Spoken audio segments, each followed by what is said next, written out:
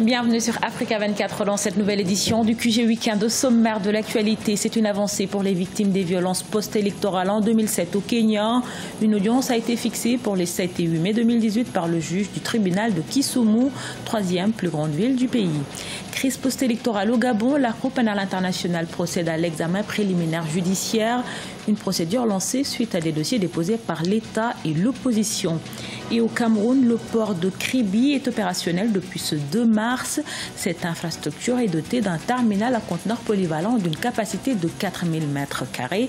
Il se positionne comme un hub dans le golfe de Guinée. Mais tout d'abord, afin de décrisper l'atmosphère politique en République du Congo, le collectif des partis de l'opposition congolaise appelle à la libération des prisonniers politiques.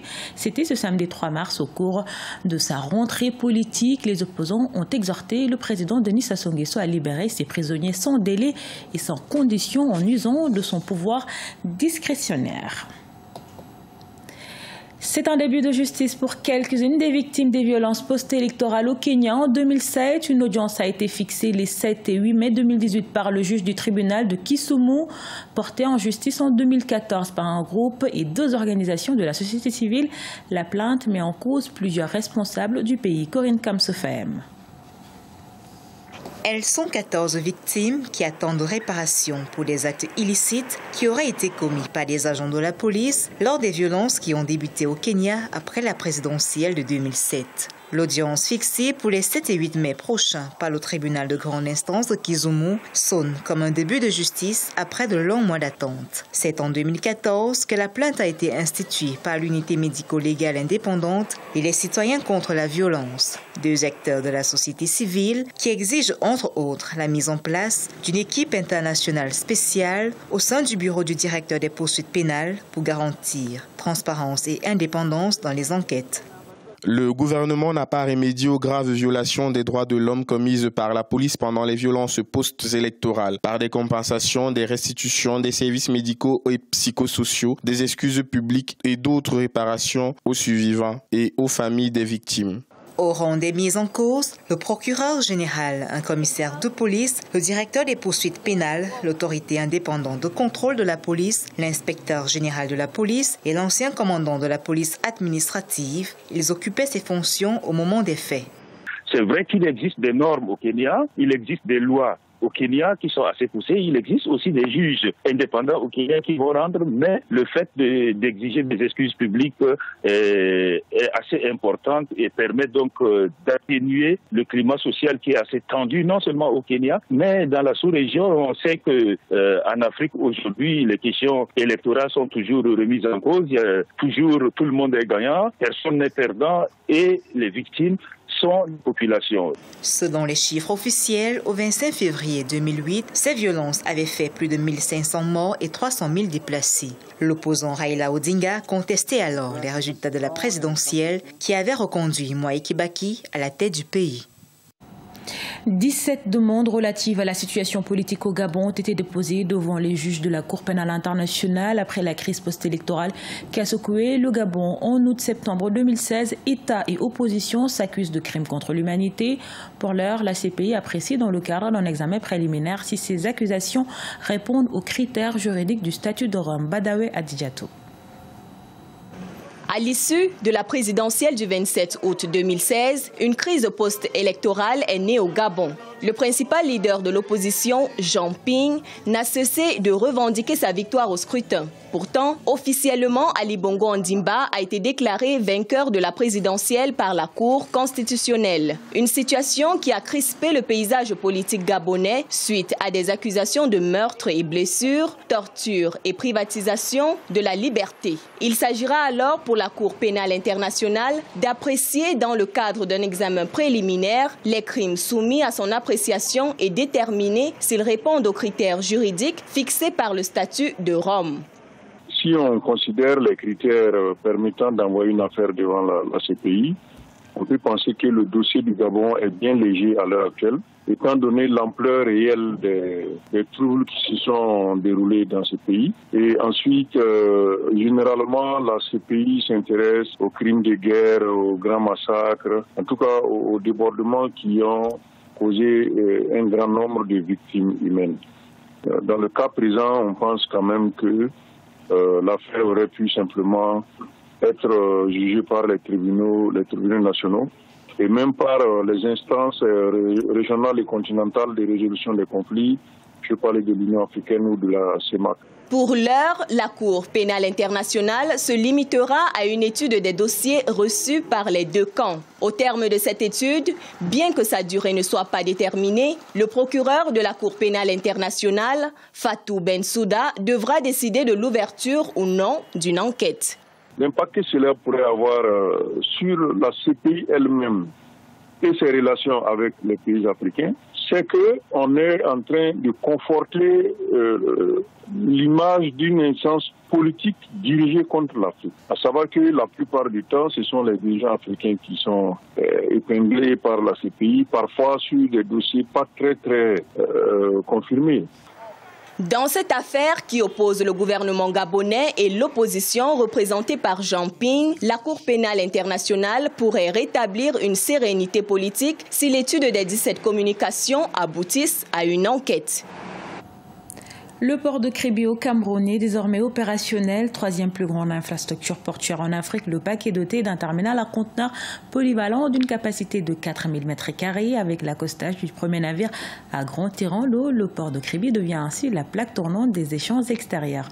Reportage de notre correspondante Viviane Bauken. Le port de Kribi, situé dans le département de l'Océan au Cameroun, a démarré son exploitation commerciale le 2 mars 2018 avec l'accostage d'un navire à grand tirant d'eau d'une superficie de 335 mètres et une capacité de 8530 conteneurs équivalent 20 pieds. Cette infrastructure dotée des meilleures profondeurs sur la côte ouest africaine avec un chenal de 15 mètres de côte se positionne comme un hub dans le golfe de Guinée en offrant aux navires des trafics en provenance des autres pays. Avec de telles facilités au port de Kribi, le port de Kribi sera naturellement le meilleur point de passage pour les pays sans littoral, tels que le Tchad, le Centrafrique et le Nord-Congo. Ce sera le meilleur point de passage parce que les armateurs recherchent, les chargeurs recherchent les ports où il y a la meilleure profondeur, les ports où les navires attendent le moins longtemps. Parce que cet avantage se concrétise par le fait que les navires n'attendent pas. Ils n'attendent pas la marée pour accoster et ils n'attendent pas la pleine mer pour repartir.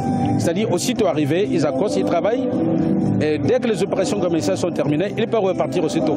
Les délais réduits des temps d'escale au port de Kribi ainsi que les coûts réduits des procédures dématérialisées sont des atouts qui permettront d'éveiller la compétitivité de cette infrastructure. Les opérateurs économiques y trouvent un grand atout pour leurs affaires. Par ailleurs, on dépense plus.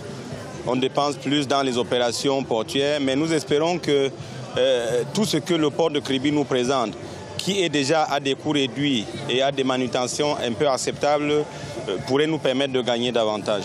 Oui, moi en tant que vitrier, quand je dis que je suis très content parce que là déjà, j'aurai beaucoup de marchés dans la ville de l'Océan parce que la ville est grande. Et je vais aussi faire mes commandes qui vont venir vers la Chine par le port de Kribi. C'est déjà un vrai raccourci pour moi. Avant, j'allais à Douala faire les petits dédouanements, mais déjà, je vais le faire sur place. C'est un avantage pour moi. La première phase du port autonome de Kribi qui rentre dans sa phase d'exploitation plus de 3 ans après la livraison de l'infrastructure a été financée à hauteur de 250 milliards de francs CFA. Le dialogue entre autorités et transporteurs tchadiens a porté ses fruits après quelques semaines de négociations. 12 points sur les 13 revendications des transporteurs ont trouvé des solutions, évitant ainsi une nouvelle grève dans le secteur des transports. Mahamat Ramadan, Nelly Claude Bessa. Au Tchad, les sociétés des transports ont décidé de suspendre leur préavis de grève à l'issue d'une assemblée générale tenue ce vendredi 2 mars 2018 en Djamena. Après plus de 2 semaines de discussions entre les syndicats et le gouvernement, les transporteurs estiment que 90% de leurs revendications ont été satisfaites par les autorités. Une décision qui fait tomber la menace d'une grève des transporteurs qui risquait de paralyser toutes les villes du pays. Nous avons levé le préavis de grève parce que les transporteurs ont estimé que le dialogue entre les syndicats et les autorités en charge du transport avance bien. 12 points sur les 13 revendications que nous avons portées à la table des négociations ont trouvé des réponses favorables et nous avons eu aussi des promesses quant au reste, ce qui montre la bonne foi des autorités à trouver des solutions à nos problèmes. Cette décision est saluée par les autorités et les organisations de défense des consommateurs qui pensent que la suspension du préavis de grève soulage les populations déjà affaiblies par la crise sociale que traverse le pays. Cependant, certains transporteurs ont émis des recommandations aux autorités pour la régulation des transports frontaliers entre le Tchad et le Cameroun. Déjà, nous avons une convention qui nous lie avec la République du Cameroun, qui est celui de la convention sur le corridor Cameroun-Tchad, sur la marchandise en provenance du Cameroun vers le Tchad. Nous avons dans la convention 65% qui revient aux transporteurs tchadiens et 35% pour les transporteurs camerounais. Mais hélas, nous avons constaté par la suite la présence de certains transporteurs tchadiens, mais qui ont leurs camions immatriculés en camerounais. Et vous conviendrez avec moi que, quelle que soit l'origine du camion, quelle que soit la nationalité du camion, c'est cela qui est pris en compte sur le système de quotas, et non la nationalité du propriétaire.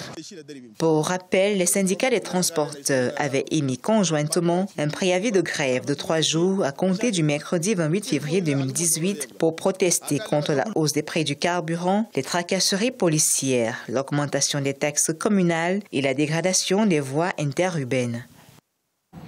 Ce journal a été réalisé par l'ensemble de la rédaction. Merci pour votre fidélité. Dans un instant, une nouvelle édition de l'actualité sur Africa 24.